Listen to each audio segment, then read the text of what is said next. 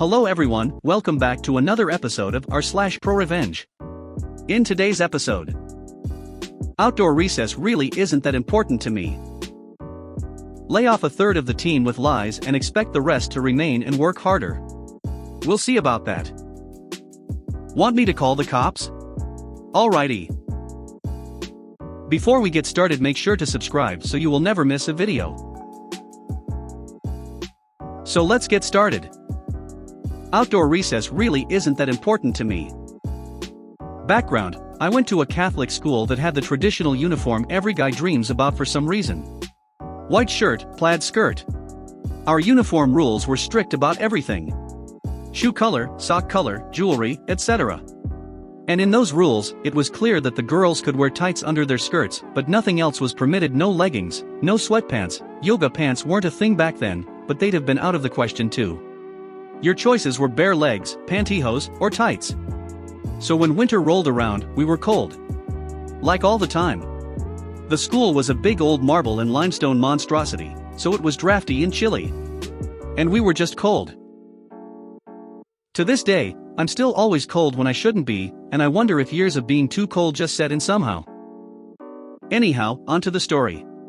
Guess what else is cold in winter? Outdoor recess. What sadistic evil jerk of a man thought it was a good idea to force children to play outside in the cold without protective layers is beyond me, but that was the school policy. The boys got pants and blazers, so they were always warm enough, though they might catch a chill. And yes, we could take our jackets, but imagine being outside in a winter coat and a knee-length skirt. The coat was only helping so much. While the boys played, we girls would huddle next to sewer grates and storm drains in the area, trying to stay warm by the steam. Or if a delivery truck was on campus, we'd lean against the engine to leach some of the heat. I don't know how the faculty could watch this and just not care, but they never did. We did have indoor recess, but only if there was precipitation. And I don't mean expected bad weather. I mean there had to be something actively falling from the sky when they flung the doors open. If it just finished snowing 2 inches before we went out, too bad. If it started raining 5 minutes after it started, too bad. Then we got to 5th grade and they wanted to teach us responsibility. This meant not just grades affected when we missed homework, but punishment as well. I wasn't aware of the new rules until I missed my first homework assignment. I don't remember why I didn't do it. Just that it was an honest mistake. Maybe I left the book I needed at school? Maybe I forgot we had an assignment? I don't know. But that first case was totally accidental. So I come to class and don't have my homework. The teacher tells me to see her after class. Okay. She tells me per the class contract I signed at the beginning of the year, since I didn't do my assignment, I have to stay late and eat lunch when everyone else has already gone out to recess, thereby missing recess. I was bummed, but oh well, that's what I get for screwing up. But then I served my punishment and it was great. Everyone was done eating, so there was no line in the cafeteria. The lunch ladies were just packing up and felt kinda bad for me, so a few of them asked if I wanted extra of anything. I found a seat in the entirely empty cafeteria and realized it was nice to eat in silence, instead of the cacophony of hundreds of other students. Still, lunch and recess were our only real chance to socialize all day, and I wanted to catch friends I didn't have any morning classes with, so I asked the teacher in charge of lunch detention if I could go outside, since technically the punishment was late lunch, not missing recess, per the rulebook. She declined and said that the late lunch was a means to take away recess as a punishment, so I had to stay in the whole time. Okay. I get it. I'm the one who screwed up.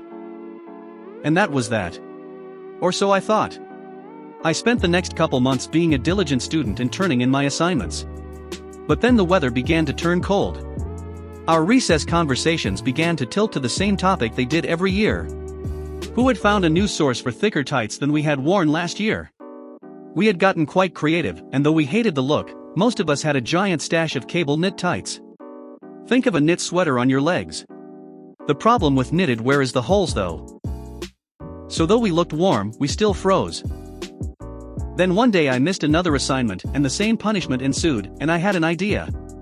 If I just didn't do my homework anymore, I'd get lunch detention every day, and I wouldn't have to go outside in the cold. I'm a genius. So I stopped doing my homework in my class with the nicest teacher. I'm not entirely stupid, but I was in 5th grade, so not smarter than the adults around me yet. After like 3 days the teacher pulls me aside and says if I don't have my homework tomorrow she's calling my mom. Crap. Next day I have my homework for that class but I skip another. And that gives me my idea. The rules say that if I miss my homework in any class, I get lunch detention that day. Unless it's already after lunch, and then the detention applies to the next day. So if I'm careful about which classes I skip the work in, I can stagger my missed assignments enough that the teachers will just think I'm flaky, but not doing this on purpose. So that's what I do. Some days I miss a morning assignment so I get detention that lunch. Other days I'll miss both a morning and afternoon assignment so that covers lunch that day and the next. For classes in the morning, for afternoon classes, I could stagger and randomize just enough.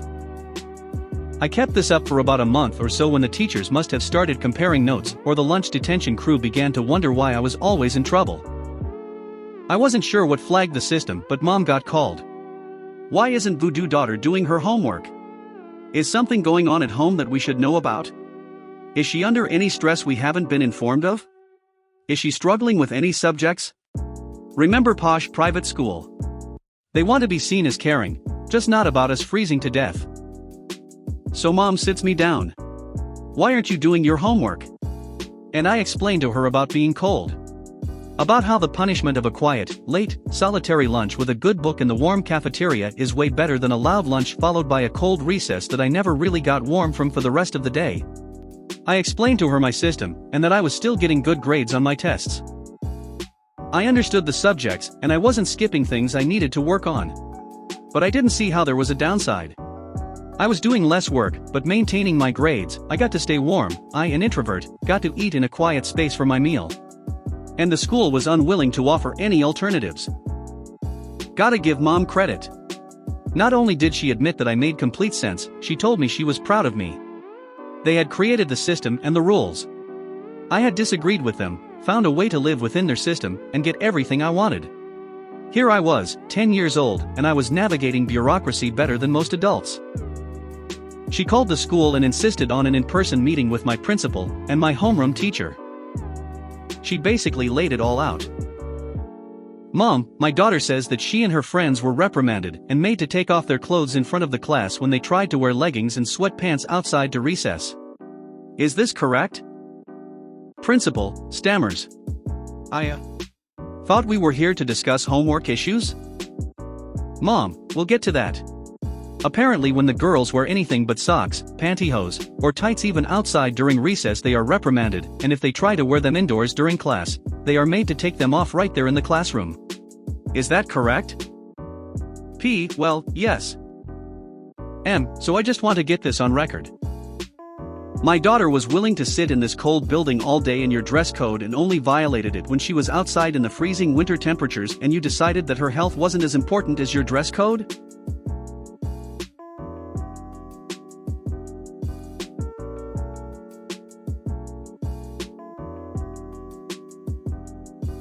P. Well. They're outside, you see? Anyone driving by can see the schoolyard and to have all the kids out there wearing, whatever dash. M. Like all their bright colorful puffy winter jackets they're already wearing on top?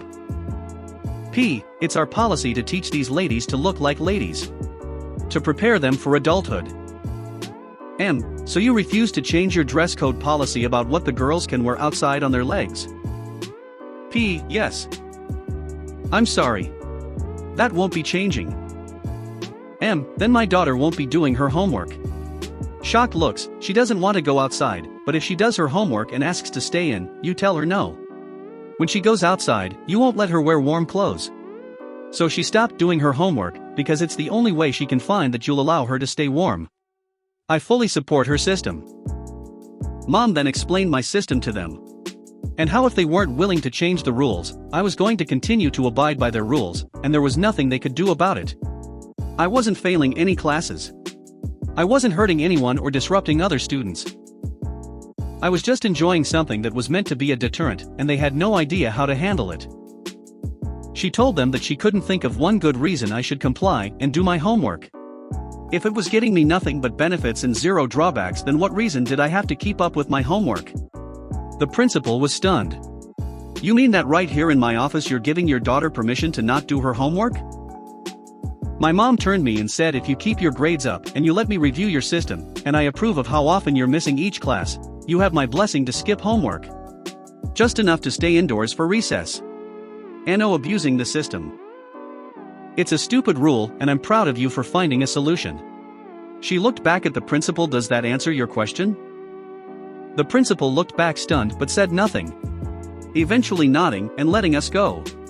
After all, what could they really do about it? That's kind of it for the main story. But there's more for those who like a good long read. I kept up my routine for another few days, and that's when one of the lunch monitor teachers came over and told me if I could eat a little faster, she'd let me run out and play with the other kids. I thought that was odd but told her no thanks. I actually prefer it in here to out there. She looked bummed but didn't say anything. Then like 2 minutes later, she chimed in again, and I knew who had ratted me out. Well, you see, hon. If you're in here on detention every day, I have to be in here with you to make sure you're not misbehaving. And that means I don't get to go outside with the other teachers and chat. Every day, one of us has to stay in here with you and miss out on the one time of day we all get to socialize. So I'll make you a deal. If you eat quick and hurry out there, you can still get a few minutes of recess, and I can chat with the other teachers. Aha. So that's what got me pinched. Now I wasn't just annoyed. I was pissed. They called my mom and got me a conference with the principal all so they could have their lunchtime gossip session. I looked her straight in the eyes and said, you can go and play with your friends when you change the dress code or the weather gets warmer. Just cold, emotionless. To this day I get shivers thinking about the way I delivered that line to her. She backed away and didn't bring it up again. When I told my genius mom about the incident that evening, she laughed and suggested I explain my system to the other girls I knew also hated being cold. I didn't understand the gleam in her eye at the time. I was only 10 after all. But I did tell my girlfriends what was up, as I had been keeping it a secret to stay out of trouble. But now that my mom and the school knew, why hide it from my friends? So I told all the girls I usually bitched with about why I kept missing homework and staying in for recess. Before I knew it, we had a small indoor recess group. All of us rotating through skipping homework just enough to keep us inside every day. This went on all winter until the weather warmed up and we were happy to go outside again. The next year, when things got cold again, I was pulled aside and asked if I thought an indoor recess option might suit some students. And that if we could keep the volume down, we were welcome to stay in the cafeteria after lunch while others went outside. Wow. You're still reading this? Okay. Last bit. The second year was much the same, only we didn't have to skip homework. We were just allowed to stay inside if we wanted to. On warm days, no one did. But on cold days, all the girls would stay inside and the boys would be outside, yay for blazers and pants. We were a gender-separated school, so the only time the hormonal boys even got to see the girls was recess. It wasn't long before they were complaining that the girls never come outside for recess, but they didn't always want to be inside, and it was stupid that the dress code kept even the girls who liked outdoor stuff inside because they'd rather be warm.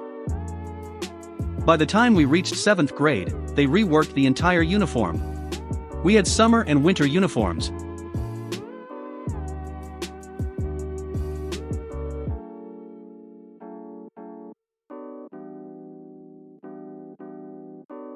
The girls could wear pants and button-down shirts in winter months, and they even designed us school sweaters, so we could stay warm. And that is the story of how my little 10-year-old self changed the entire uniform code at a 100-years-old private school. Lay off a third of the team with lies and expect the rest to remain and work harder. We'll see about that. So this happened sometime in the 2010s somewhere in the UK. That's all I'm revealing. I worked for a medium-sized PLC in a small team that worked with the sales department getting quotes. I had previously worked in another team in a different department in the same company as well. This also includes elements of ProRevenge. I'll post this there as well. So to set the scene, the company had recently had some issues with regulators and senior management were either oblivious to the damage they were doing or didn't care. They were trying to save costs, but going about it all the wrong way. So my team consists of 16 members and a manager. We were fairly busy and often helped out on other teams as well, and they would in turn help us. This is important for later. So we are all called into a meeting without warning and told that due to declining work tickets they were laying 2 of us off. They did say 2 people were safe, the manager and his sidekick. They made us reapply for our jobs, including doing a test, following the letter of the law on redundancy, which had nothing to do with our roles. It also became apparent during the process that the company flat out lied, or at the very minimum manipulated the data used to come up with their conclusion of falling ticket numbers. They dropped by 13 from year 1 to year 3, bear in mind it was a total of several thousand tickets a year. In the end the company carried on and 2 team members were removed and made redundant, one of whom took a golden handshake, the other sued the company for various things, not really worthy of mention here, and won. After the dust settled it also became apparent manager secured his sidekick's position, despite him being the worst member of the team in terms of work done and work quality. So in the weeks after the entire team were too busy to help other teams who then stopped helping us, so a huge backlog of tickets also built up. We also got threatened with disciplinary proceedings if our backlog didn't come down, but was also refused any overtime. During the process we had also been admonished for skipping steps and getting quotes, steps that often took a significant amount of time, and served no purpose, so me and 2 others remaining, not including sidekick, who had his nose so far up manager's rear ended and came out of his mouth, decided to do everything by the book, down to every last bullet point. This made the backlog of work even worse, but they couldn't say anything. One week we had another meeting with HR, the sales director, and our manager to discuss the issues. We all calmly said we are sorry, but we have to follow the guidelines and rules laid down, and this is as fast as we can work. We were also asked to start helping out the other teams again, as we should be team players. Again we said we are sorry, but we can't. Our workload is too high, and it's also not in our contracts that we have to do other teams' work. This went on for several months and management still refused to believe we were overworked. When it was time for holidays we realized they hadn't changed the amount of people allowed off from 3. So we all booked holidays. They both went abroad, and I decided to visit family the other end of the UK. Of course when manager realized, a week before, he went nuts and another meeting with HR was called. We all calmly said sorry, but we checked the rules for our team and 3 people out of 4, manager could do what he likes, can be off at any one time. And again stood our ground and all went on leave for 2 weeks each. This caused even more chaos at work, as you can imagine. The sales director after this hatched a plan to get the Indian teams, we had offices in India and other offshore places, to be trained up by us, and to help us. However they demanded we fly out to spend weeks there training them. Again we all refused, as it's not in our contracts to be trainers, or to have to work abroad. They ignored the fact I didn't have a passport at this point. So poor old manager and his sidekick traveled out and trained them for weeks. Eventually both stayed for over 2 months and failed to train them. We would send low-effort tickets to them, and they would screw it up, and we simply said sorry, to fix this we need to do it again. So after 6 months they gave that idea up entirely. After around a year or so of this, I'm being deliberately vague on timing so please don't ask about it, we all decided to all seek other employment, having found we all could not trust the company or manager anymore. And we all found roles elsewhere within a week of each other, so all handed our 4-week notices, again to the letter of our employment contracts, and were due to all leave on the same day. Now the female member of the team, who was a very learned person, and she revealed in all our contracts any documentation we create is ours, and we can do with it how we wish when we leave. So we hatch a plan. In the final week we are there, we move all our digital stuff to one location, including all my manuals and cheat sheets for my previous team. They both did the same with their previous positions within the company.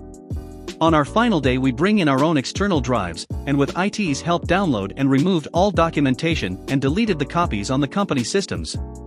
We all said our goodbyes, and at the end of the day quite happily told our manager what we had done. He exploded and demanded it back, and we calmly tell him not according to the letter of our contracts. This, waving the drives at him, is ours and we choose to remove it with us. We were later told by friends who remained that the sales director had a fit because now no one was doing quotes for him. Gladly we all have had great new places and keep in touch. Want me to call the cops? Alrighty. Obligatory mobile post sorry for any formatting issues. Alrighty then.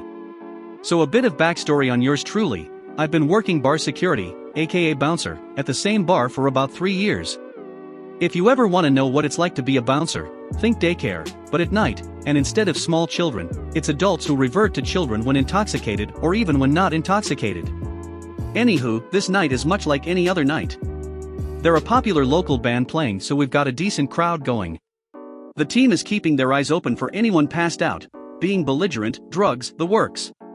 I'm standing by the door to the bar area of the building. The way this place works is it's basically cut in half, with one half being a pool hall, and the other a bar/entertainment area separated by a wall with a door on either end. I stand by this door a lot because I can easily keep track of both rooms at the same time without needing to really walk all around the place. So, there's a gentleman sitting near the door where I'm at, and there's a couple sitting at the bar across the way. The female is well known for acting out when she's drunk.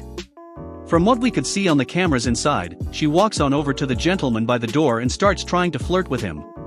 This guy has come into the bar for years, and never has he raised a hand to anyone for any reason. He's a professionally trained boxer, doesn't drink, and doesn't generally close out the bars. He rejects her advances, and she becomes noticeable upset. She proceeds to run over to her man and tell him that this guy has disrespected her, and called her names. The gentleman ushers her man over and kindly asks him to make this woman leave him alone. Before the conversation starts though, the husband grabs this guy by the collar, and starts driving him towards the wall.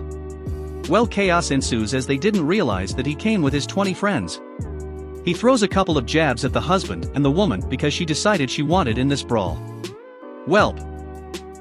The dude punches her so hard he literally folds her bottom row of teeth back into her mouth. This all happens in the span of about 10 seconds, so the security team jumps in and gets everyone separated. The husband and wife get taken outside, but we haven't called the cops because generally that's a last resort. So we're outside, this lady is bleeding from her mouth, and the husband is visibly angry. She keeps asking me to call the cops, but I keep telling her that's a bad idea considering the husband put his hands on the guy first, but she's not having it. So I call the police. I can't describe how difficult it was not to laugh in this lady's face as she witnessed the cops put her husband in handcuffs, and not the guy who punched her. She said something that I'll never forget, and I wish I had it on recording. This is why we don't call the FUING cops. I very nonchalantly reminded her that it was her idea to call the police in the first place. Didn't see them again until about a year later. She had to get her whole bottom row of front teeth pretty much fixed, and still hasn't changed in the slightest. What a night. If you made it to the end of the video, thanks for watching. Don't forget to like, subscribe and share, and we will see you in the next video.